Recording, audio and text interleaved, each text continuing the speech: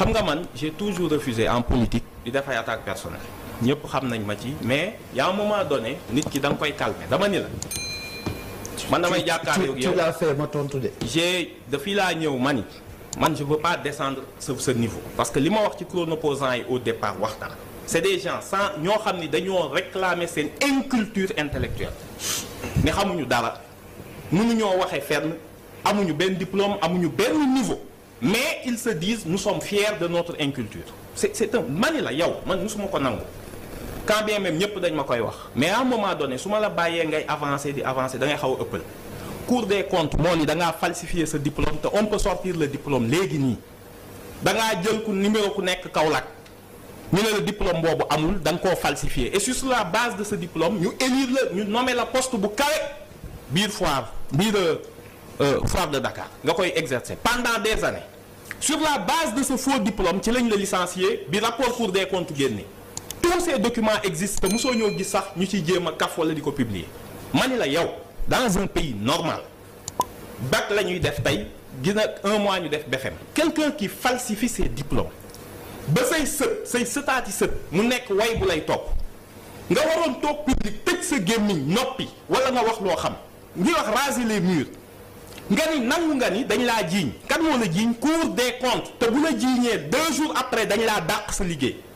lu tax defoo porté woo kii ñu état waroon a retourner non seulement ñu condamné la pour usage de faux diplôme faux usage de faux benn sur la base de ce mensonge là ñu fayeeku la xaalis bi ñu la joxoon yépp nga war ko fay état yow yaa ngi doxal Sénégal yaa ngi yoreel àqu sénégalais bu ne lekk nga xaalisam sur la base d'un faux su ko médecin defoon xalaatal médecin ñu ne la da ngaa falsifier sa diplôme chauffeur bu amul permis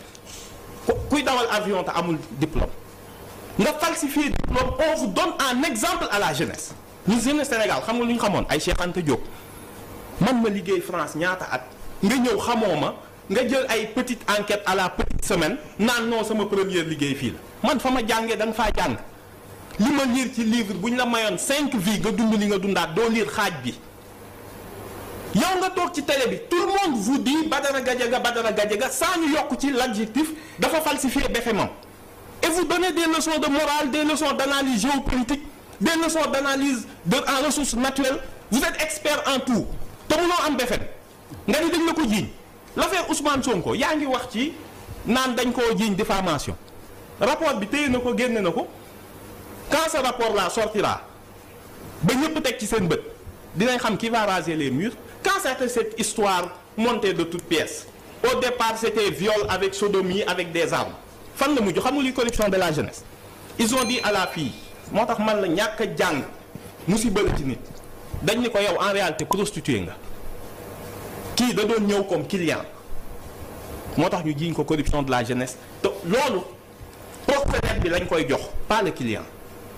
koo xam ne da nga ko topp pour sodomie viol avec arme viol répétitif nga mujjee ci corruption de la jeunesse en première instance tey ña ko doon jiiñ anañu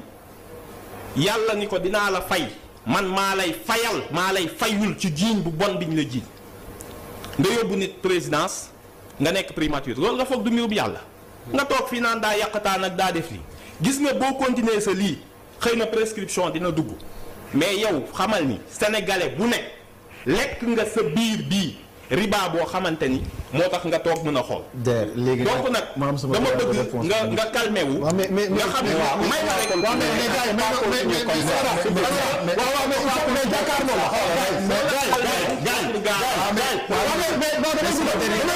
yi damay dugal benn kii dama leen di sama dernier. waaw damay dugal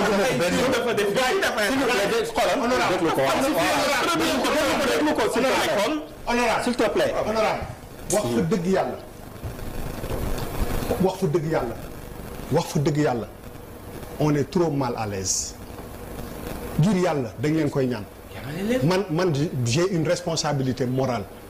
tuuti ngir yàlla on est trop mal à l'aise on se regarde am na ñu ñuy seetaan ngir yàlla rek gars yi doo leen xaw a dagg affaire bi fii. waaw je fais ma dernière réaction xaar ma terminer dama leen di ñaan gars yi xola wax fa dëgg yàlla ay sénégalais yu bëri dañuy seetaan te lii mën na ñàkk on est trop mal à l'aise il faut que quand même ñu mën a avancer sur autre chose parce que bu ñu toogee ñu toog di leen déglu am njaay indi Diop on est trop mal à l'aise ba Daouda Mine mi fukki at maa ngi liggéey ak moom du ma ko xool ci bët du ma xool ci bët on a des gens qui nous regardent ñëpp a ngi seetaan les gens sont mal à l'aise ngir yàlla dañ leen ko ñaan affaire bi ñu je vous ai dit ngir yàlla quoi musuma nangu oui ma musuma nangu c'est fini là-bas c'est fini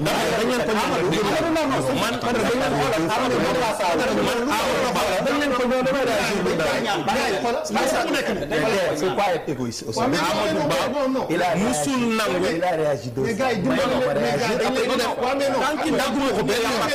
mais non léegi li may intervenir mooy parce que waaw mais Bouba xam nga ne non gars yi bu ñu bokkee plateau bu ñu bokkee plateau bi barke Seydina Limam lu ma jàpp nit na ma vraiment dama bëgg nga kii parce que je suis mal à l'aise barke Seydina Limam ma teggi ko dañ leen ko ñaan rek Bouba parce que c'est pas Bouba ngir yàlla quoi Bouba Gadiaga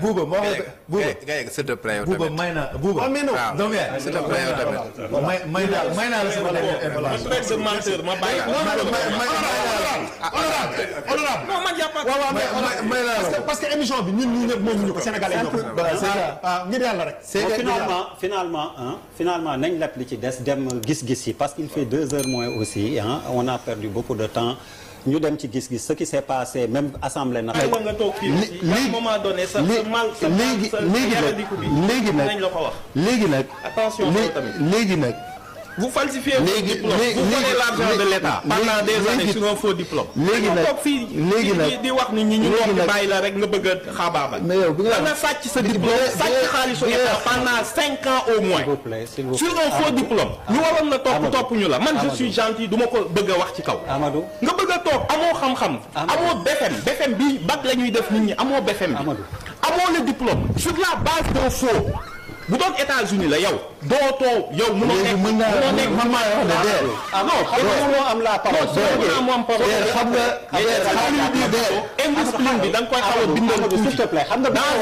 dama daggante amul fi depuis dans un pays normal Sénégal la rek mais kii dans un pays normal ça s'est bien passé ba léegi daggante amul ku nekk dafa déggante am fi ñoo fal saa ku nekk